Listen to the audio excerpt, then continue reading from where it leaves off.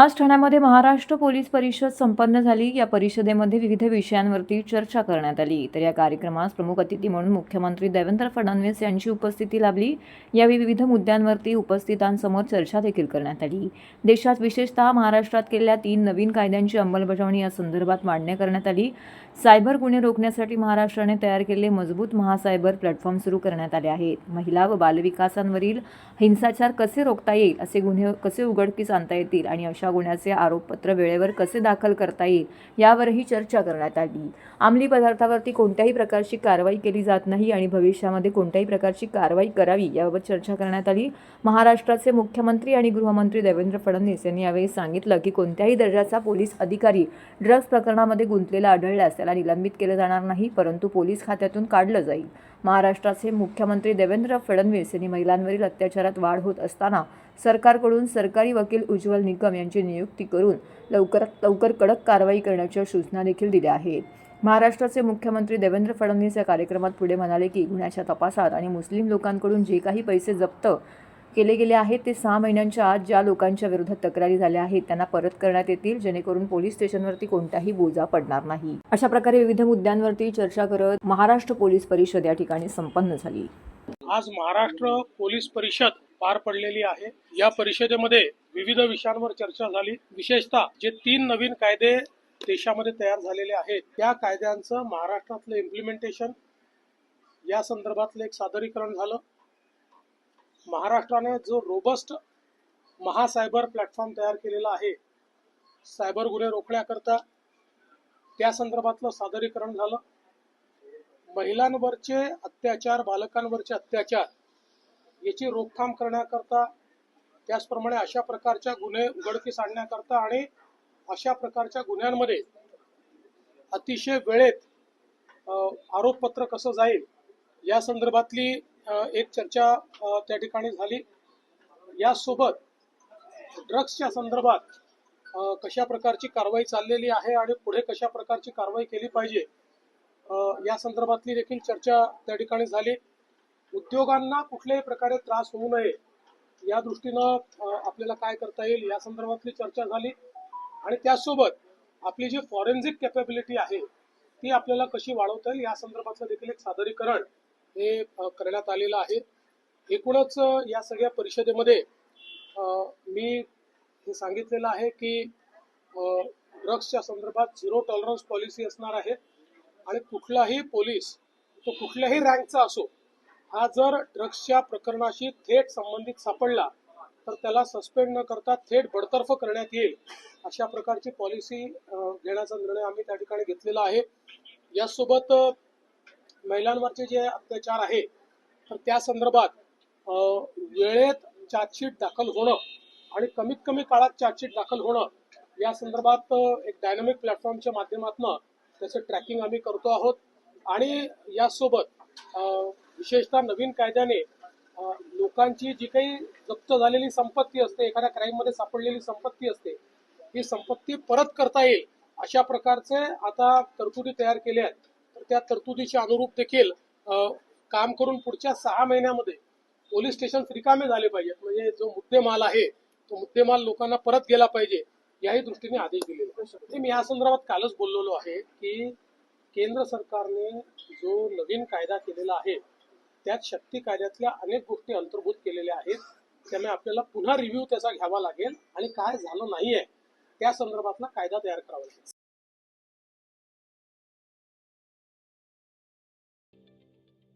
ठाणे महानगरपालिकेचे मालमत्ता कर म्हणजेच प्रॉपर्टी टॅक्स भरण्याचे आवाहन। सन 2022-23 या आर्थिक वर्षाचे मालमत्ता कराचे म्हणजेच प्रॉपर्टी टॅक्सचे बिल ठाणेकर करदात्यांना महापालिकेमार्फत आर्थिक वर्षाच्या सुरुवातीस म्हणजेच माहे एप्रिल 2022 मध्ये देण्यात आलेले आहे। तथापि अद्यापही काही करदात्यांनी मालमत्ता कर महापालिकेकडे जमा केलेला नाही। सध्या आर्थिक वर्षाचा अंतिम टप्पा सुरू झाला आहे। मालमत्ता कर वसुलीसाठी महापालिकेतर्फे कडक कारवाई हाती घेण्यात आली आहे। या अंतर्गत जंगम मालमत्ता, टीव्ही, फ्रीज, वाहन व इतर जप्त करणे तसेच स्थावर मालमत्ता वॉरंट बजावून जप्त करण्यात येत असून मालमत्तेचा जाहीर विक्रीद्वारे लिलाव करून कराची रक्कम वसूल करण्यात येत आहे। मालमत्तेस पाणी पुरवठा करण्यात येणारे नळ संयोजन खंडित करण्यात येत आहेत. त्याचप्रमाणे थकीत मालमत्ता करावर 2% व्याज आकारले जात असल्याने भरावयाची रक्कम वाढत आहे. आपला मालमत्ता कर propertytax.thanecity.gov.in या लिंकद्वारे तसंच गुगल पे, फोन पे, पेटीएम याद्वारे ऑनलाईन पद्धतीने करण्याची सुविधा उपलब्ध करून दिली आहे. शनिवार, रविवार व सार्वजनिक सुट्टीच्या दिवशी नागरिकांना मालमत्ता कर भरणे सोयीचे व्हावे याकरता महापालिकेचे मालमत्ता कर संलग्न कार्यालय या दिवशी कार्यान्वित ठेवण्यात आलेले आहे. तरी मालमत्ता कर वसुलीची अप्रिय कारवाई टाळण्याच्या दृष्टिकोनातून मालमत्ता कर भरून महापालिकेस सहकार्य करावे. धन्यवाद.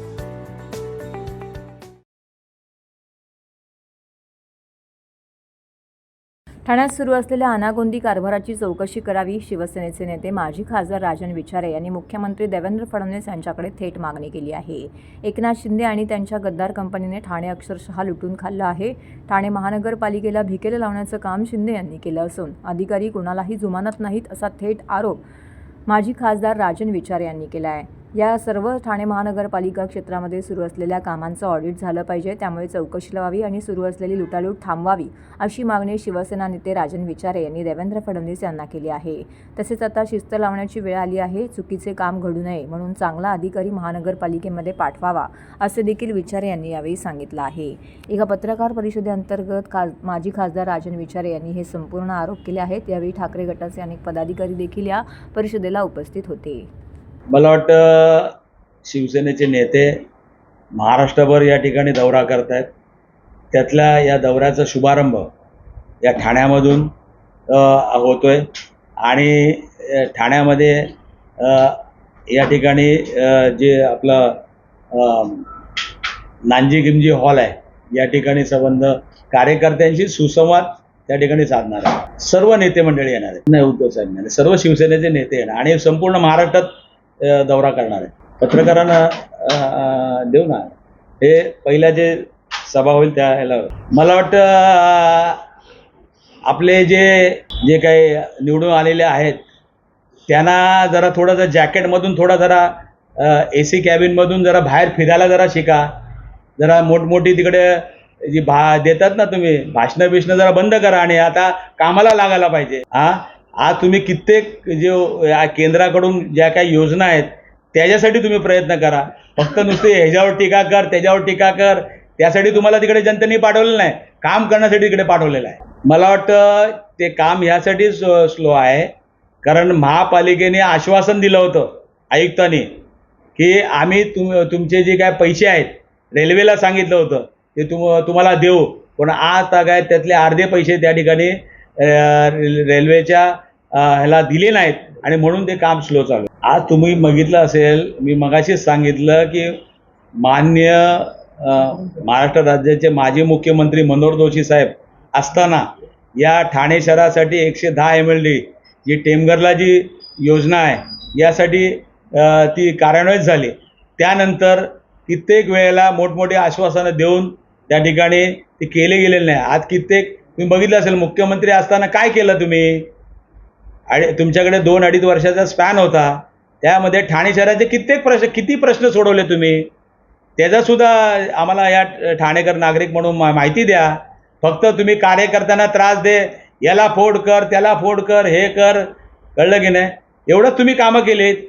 दररोज काहीतरी, दररोज सकाळी उठल्यावर उद्धव साहेबांबरोबर टीका, आज हे झालं उद्या ते झालं. अरे तुम्ही स्वतः पहिले काम तर करा, स्वतःचा पक्ष काढा, मग तुम्हाला माहीत पडेल कसा पक्ष चालवला जातो दुसऱ्यांचे पक्ष फोडण्यापेक्षा. मुख्यमंत्री जे माजी होते तेच नेते म्हणतात ना, मग एखादं श्रेय घेण्याचं जर तुम्ही घेत असाल त्या ह्याचं सुद्धा श्रेय त्यांनी घेतलं पाहिजे ना. जी काय दुरावस्था झालेली आहे त्याला जबाबदार तेच आहेत आणि त्यांचे सहकारी. मला वाटतं आज कित्येक योजना ज्या आहेत या सर्व योजनेचा बट्ट्याबोळ त्या ठिकाणी झालेला आहे. महानगरपालिकेने किंवा शासनाने त्याला पैसे देऊन सुद्धा त्या ठिकाणी कुठल्याही प्रकारचं ते कामाचं, मी तुम्हाला सांगितलं ना की अंत्यविधीसाठी दिलेले 2 कोटीची तरतूद असताना सुद्धा आज कुठल्याही नागरिकाला, जो सर्वसामान्य गरीब आहे ज्याच्याकडे ऐपत सुद्धा नाही, अशा लोकांना ही सुविधा त्या ठिकाणी होती. परंतु त्या सुविधेपासून वंचित ठेवण्याचं काम या मंडळीने केलेलं आहे. मला वाटतं मुख्यमंत्री महोदयाने गेल्या 2 ते 3 महिन्यापासून आज ते कुठल्याही गोष्टीचा मुलाजा न ठेवता या ठिकाणी काम करतात. आम्ही त्याचं स्वागत करतो आणि अशाच पद्धतीने आज शेवटी बघा तुमच्याकडे लोकांचा बघण्याचा दृष्टिकोन वेगळा आहे. तुम्ही चांगलं पाऊल आणि धाडसी पाऊल या ठिकाणी उचललेलं आहे. आज खऱ्या अर्थाने आज लोक बिचारी त्रस्त झालेले आहेत. या ठाणे शहराची अवस्था एकदम बकाल झालेली आहे. इथे एक कडक शिस्तीचा अधिकारी या ठिकाणी नेमला पाहिजे. आज तुम्ही माहिती असेल तुम्हाला की त्या ठिकाणी जे चांगले अधिकारी आहेत तुकाराम मुंडे नावाचे, या तुकाराम मुंडे नावाचे सारखेच अधिकारी या ठिकाणी किंवा ते जरी आले तरी चालेल. आणि या पहिली गोष्ट म्हणजे या महानगरपालिकेला शिस्त लावण्याची गरज आहे. त्या ठिकाणी आज कित्येक अधिकाऱ्यांखाली दबावाखाली त्या ठिकाणी काम करतायत. कित्येक अधिकाऱ्यांना त्या ठिकाणी त्रास आहे. आज मग ते पोलीस कर्मचारी असतील, पोलीस अधिकारी असतील, चुकीचं काम करायला प्रवृत्ती त्या ठिकाणी केलं जात आहे. आणि अशा पद्धती जर चालू असेल तर मला वाटतं या ठाण्याचं म्हणजे जे काय भवितव्य आहे त्या अंधारात आहे. सॅनिटरी पॅडच्या आडून गोवा बनावटी दारूच्या तस्करीचा डाव राज्य उत्पादन शुल्क विभागाने उधळून लावला आहे. पोलिसांच्या हातावर तुरी देण्यासाठी तस्करांनी 6 टायर टेम्पोमध्ये परराज्यातील महागड्या दारूचे बॉक्स रचून त्यांना सॅनिटरी पॅडच्या बॉक्सने झाकले होते. या तस्करांकडून राज्य उत्पादन शुल्क विभागाच्या पथकाने 361 बॉक्स परदेशी बनावटीच्या दारूचे बॉक्स व 362 सॅनिटरी पॅडचे बॉक्स जप्त केले आहेत. होळी सणाच्या पार्श्वभूमीवरती गोवा राज्यातील प्रतिबंधित दारूच्या साठ्याची तस्करी होणार असल्याची माहिती राज्य उत्पादन शुल्क विभागाचे आयुक्त डॉक्टर राजेश देशमुख यांना मिळाली होती. त्यांनी दिलेल्या आदेशानुसार ठाणे अधीक्षक प्रवीण तांबे यांच्या पथकाने भिवंडी पथकाच्या मदतीने कल्याण भिवंडी रोडवरील टेमघर परिसरात असलेल्या साईप्रेम हॉटेलजवळ सापळा रचला. यावेळी त्यांनी संशयित टेम्पोची झडती घेत असता सुरुवातीला त्यांना फक्त सॅनिटरी पॅडचे बॉक्स मिळून आले. मात्र संपूर्ण कंटेनर तपासला असता त्यांच्या आतमध्ये विदेशी दारू आणि बिअरचा साठा मिळून आला. या टेम्पोतून पथकाने एकूण 42 लाखांचा मुद्देमाल जप्त केला आहे.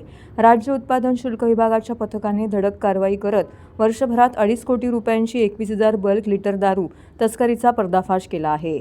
2 दिवसांपूर्वी देखील या पथकाने सिमेंट मिक्सरमधून सुरू असलेली तस्करीचा डाव उधळून लावला होता.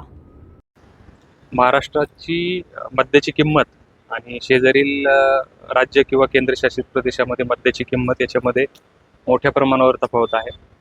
अशाच प्रकारच्या बऱ्याच कारवाई यापूर्वी या कार्यालयाने केलेल्या आहेत राज्य उत्पादन शुल्क विभागाने. आणि होळीच्या पार्श्वभूमीवरती आम्हाला अशी माहिती मिळाली की अशी तस्करी होण्याची शक्यता आहे. आणि संशयित वाहनाची आमचे निरीक्षक भिवंडी आणि त्यांच्या स्टाफने तपासणी केली असता त्याच्यामध्ये आढळून आलं की सॅनिटरी नॅपकिनच्या आडून गोवा राज्यामध्ये विकण्यासाठी बनवलेली आणि महाराष्ट्रामध्ये प्रतिबंधित असलेली विविध ब्रँडची, अगदी त्याच्यामध्ये व्हॅट 69 पासून DSP ब्लॅक अशा सर्व काही बियर पण आहे, अशा सर्व प्रकारची मद्य जवळपास 361 बॉक्सेस आम्हाला ह्या वाहनामध्ये आढळून आले. आणि हे भिवंडी कल्याण रोडवरती हे वाहन आम्हाला आढळून आले. आम्ही ते जप्त केलं आणि त्यानंतर पुढचा तपास आमचे निरीक्षक करतात. मोहीम म्हणजे आत्तापर्यंत आपण जवळपास 21,000 बल्क लिटर परराज्यातलं मद्य ज्याची किंमत जवळपास 2.5 कोटीच्या आसपास आहे त्या 2023-24 आर्थिक वर्षामध्ये केले. आणि यापुढेही आपण ही मोहीम अशीच राबवणार आहे. याच्यामध्ये प्रामुख्याने शेजारच्या राज्यामध्ये मद्याची कमी किंमत ही याला कारणीभूत आहे आणि त्याच्यामुळे अशा प्रकारच्या वारंवार आपल्याला मद्य सापडतं. आता 2 दिवसापूर्वीच जर आपण पाहिलं असेल तर सिमेंटच्या मिक्सरमध्ये लपवून म्हणजे कोणाला संशय येऊ नये या हेतूने मद्य तस्करी झाल्याचं आपण उघडकीस आणले. आणि आज एका कंटेनरमध्ये आतमध्ये मद्य आणि बाहेरच्या बाजूला सॅनिटरी नॅपकिनचे बॉक्स लपवून अशा प्रकारची मद्य वाहतूक होत असल्याचं आपल्याला निदर्शनास आलंय. आणि अशा प्रकारची मोहीम या कार्यालयाने राज्य उत्पादन शुल्क विभागाने वारंवार केलेली आहे आणि यापुढेही आमचे अधिकारी कर्मचारी ही कामगिरी करत राहतील. एक 42 लाखाचा अंदाजे मुद्देमाल आहे. त्याच्यामध्ये वाहनाची किंमत आणि बाकीच्या इतर गोष्टी आणि मद्य एक 361 बॉक्स. संत परंपरेतील महान योगी, समतेचे प्रतीक, मानवतेचा संदेश देणारे संत शिरोमणी रविदास महाराज यांना विनम्र अभिवादन करतो. आपल्याला एक महान संत आणि समाजसुधारकाला अभिवादनाची संधी मिळाली आहे. ठाणे महानगरपालिकेच्या सहकार्याने आजचा हा अभिवादन सोहळा होत आहे.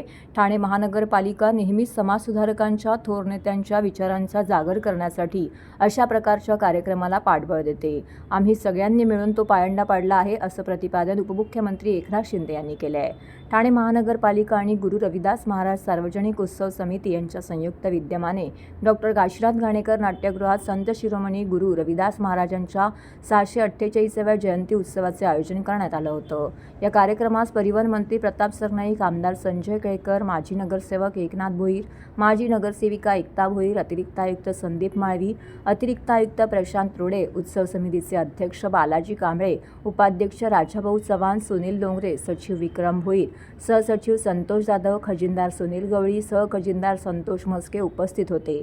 समाजातल्या चांगल्या गोष्टीच्या मागे उभे राहिले पाहिजे ही शिकवण आदरणीय शिवसेना प्रमुख बाळासाहेब ठाकरे आणि धर्मवीर आनंद दिघे साहेबांनी आम्हाला दिली. या शिकवणीनुसारच चांगल्याला चांगले म्हणत मी काम करत आहे. त्यामुळे समाजासाठी काम करणाऱ्या अशा समाजरत्नांचा गौरव या सोहळ्यात होतो आहे. ही आनंदाची गोष्ट आहे, असंही उपमुख्यमंत्री म्हणाले. संत रविदास महान भक्त, समाजसुधारक आणि कवी होते. रविदासांच्या उपदेशपर काव्यामुळे पंजाब, उत्तर प्रदेश, राजस्थान, महाराष्ट्र आणि मध्य प्रदेश या प्रदेशात गुरु म्हणून कायमचा प्रभाव पडला आहे. संत रविदासांचे जीवन आणि शिकवण आजही आपल्याला मार्गदर्शन करतात. त्यांचे संदेश अत्यंत सोपे आणि तितकेच प्रभावी आहेत, असे यावेळी उपमुख्यमंत्री शिंदे यांनी म्हटलं. कांबळे जर इथे उपस्थित असतील तर त्यांनी आपला पुरस्कार स्वीकारावा. या सर्व विद्यार्थ्यांचं 10वीतल्या धवल यशाबद्दल मनापासून कौतुक. वैष्णवी पेंटर, शुभांगी कांबळे, कृष्णा मांडमाहेर, सुमित मंडराय आणि राज डोईपुडे. 12वी मध्ये धवल यश मिळवणारे सिमरन ताटे, आरती मंडराय, प्राची भोसले, प्रियांका. संत रविदास महाराज जयंती या ठिकाणी झाली. मी त्यानंतर संत रविदास महाराज जयंतीच्या निमित्त सर्व नागरिकांना मनापासून शुभेच्छा देतो. आणि ही संत रविदास महाराज जयंती पहिल्यांदा ठाणे महापालिकेच्या माध्यमातून आयोजित केलेली आहे. ठाणे महापालिकेला पण धन्यवाद देतो, कारण संत रविदास महाराजांचे जे काय अनुयायी आहेत त्यांची गेल्या अनेक वर्षापासूनची मागणी ठाणे महापालिकेने पूर्ण केली. आयुक्तांना धन्यवाद, त्यांच्या टीमला धन्यवाद. प्रयागराजमध्ये महाकुंभ झाला.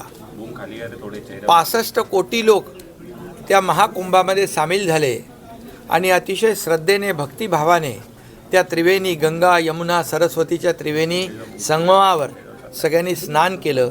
आणि मनुष्य जन्मामध्ये त्या ठिकाणी महाकुंभात स्नान केल्यानंतर जन्म सार्थकी झाला, अशी एक भावना लोकांच्या मनामध्ये आहे.